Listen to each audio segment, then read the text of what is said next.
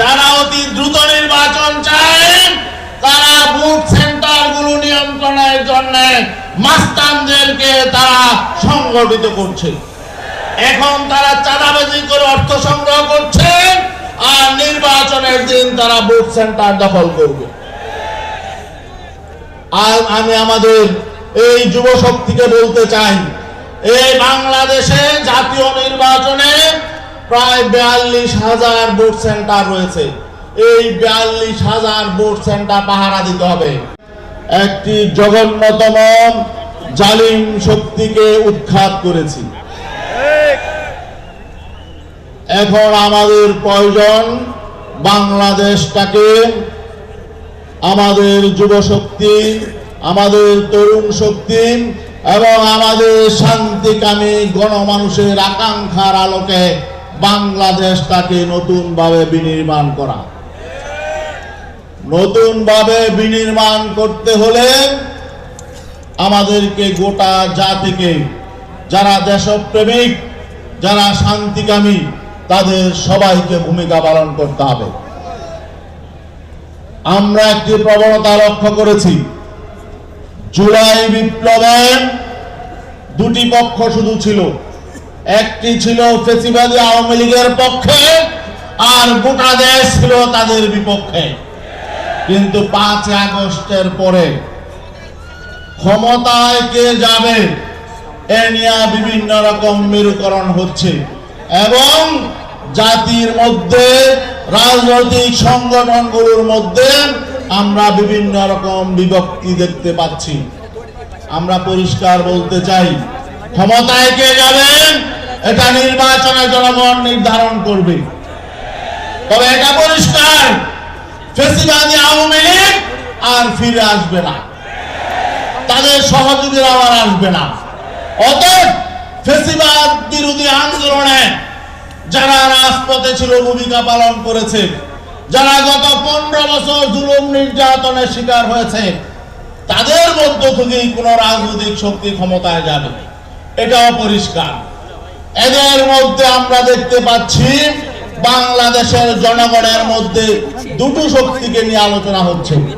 একটি শক্তি বিগত দিনে কয়েকবার ক্ষমতায় ছিল, আর একটি শক্তি হলো বাংলাদেশে ইসলামপন্থী শক্তি।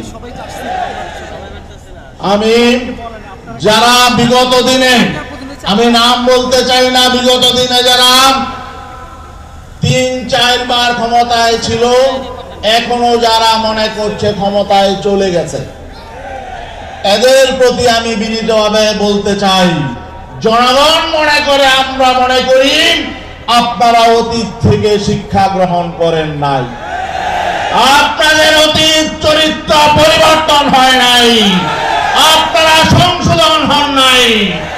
আমরা বিনীতভাবে অনুরোধ জানাচ্ছি, আপনারা সংশোধন হয়ে যান। আপনারা নীতিবাক্য উপর থেকে বলেন, নিচের দিকে আপনাদের কোনো কথা শুনে না। তাহলে আপনারা যারা নিজেদের কর্মীদেরকে নিয়ন্ত্রণ করতে পারেন না, তারা কিভাবে দেশ নিয়ন্ত্রণ করবেন, এটা আমাদের বুঝে আসে না। বর্তমান অন্তর্বর্তীকালীন সরকারকে বলতে চাই, তাদের মধ্যে সিদ্ধান্তহীনতা বিরাজ করছে।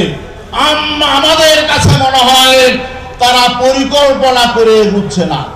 যেদিক থেকে তাদের উপরে চাপ আসে তারা ওদিকেই হেলে যায়, এটা তো ঠিক নয়। গতকালকে প্রধান উপদেষ্টার সাথে আমাদের একটি বৈঠক ছিল, তিনি বলেছেন আপনারা যখন একসাথে বসি রাজনৈতিক দলগুলো আমি শক্তি পাই, আবার পাশে না থাকলে মাঝে মধ্যে একাকিত্ব অনুভব করি, আমি একা হয়ে যাই। তার মানে তিনি এখনো পর্যন্ত নিজের উপর আত্মবিশ্বাস নেই। আমরা পরিষ্কার বলতে চাই, আপনি জুলাই বিপ্লবের পরে ঐক্যবদ্ধভাবে জনগণ আপনাকে গ্রহণ করেছিল, আপনাদেরকে বসিয়েছে। আপনারা যদি নীতি আদর্শের আলোকে জুলাই বিপ্লবের চেতনা ধারণ করে আপনারা কঠোরভাবে রাষ্ট্র পরিচালনা করেন, তাহলে গোটা দেশ আপনাদের সঙ্গে আছে, আপনাদের ভয়ের কোনো কারণ নাই। আর একটা বিষয় আমি বলতে চাই, আমাদের বাংলাদেশের ইসলামপন্থী যে সমস্ত রাজনৈতিক সংগঠনগুলো আছে তাদের প্রতি আমাদের অনুরোধ হলো, জনগণ মনে করছে বাংলাদেশের সকল ইসলামপন্থী শক্তি যদি ঐক্যবদ্ধ হয় তাহলে আগামী নির্বাচনে জনগণ ইসলামপন্থী শক্তিকেই বিজয়ী করবে। অতএব আপনারা জনগণকে হতাশ করবেন না, আপনারা কোন দুর্নীতিবাজের সহযোগী শক্তি হবেন না, কাউকে ক্ষমতায় যাওয়ার জন্য নিজেরা সিঁড়ি হিসাবে ব্যবহৃত হবেন না। সর্বশেষ আমি আমাদের এই যুব আন্দোলনের যুব নেতারা যারা এখানে উপস্থিত হয়েছেন, বাংলাদেশের প্রায় 40,000 ওয়ার্ডের নেতা আপনারা, আগামী নির্বাচনে প্রকৃত লড়াই আমাদের হবে। আপনারা কি সেই লড়াইয়ে বিজয়ী হতে চান? এখনই কিন্তু নির্বাচনে যেন তেন ভাবে বিজয়ী হওয়ার জন্য বিভিন্ন মেকানিজম শুরু হয়ে গেছে। যারা অতি দ্রুত নির্বাচন চায় তারা বুথ সেন্টারগুলো নিয়ন্ত্রণের জন্য মাস্তানদেরকে তারা সংগঠিত করছে। এখন তারা চাঁদাবাজি করে অর্থ সংগ্রহ করছে, আর নির্বাচনের দিন তারা বুথ সেন্টার দখল করবে। আর আমি আমাদের এই যুব শক্তিকে বলতে চাই, এই বাংলাদেশে জাতীয় নির্বাচনে প্রায় 42,000 ভোট সেন্টার রয়েছে। এই 42,000 ভোট সেন্টার পাহারা দিতে হবে। তার আগে ভোটার তালিকা ঘরে ঘরে গিয়ে সংশোধন হবে। যারা ভোটার হয় না এখনো, প্রত্যেক এলাকায় গিয়ে গিয়ে বাড়িতে গিয়ে গিয়ে তাদেরকে ভোটার তালিকায় তাদের নাম অন্তর্ভুক্তির জন্য সহযোগিতা করতে হবে।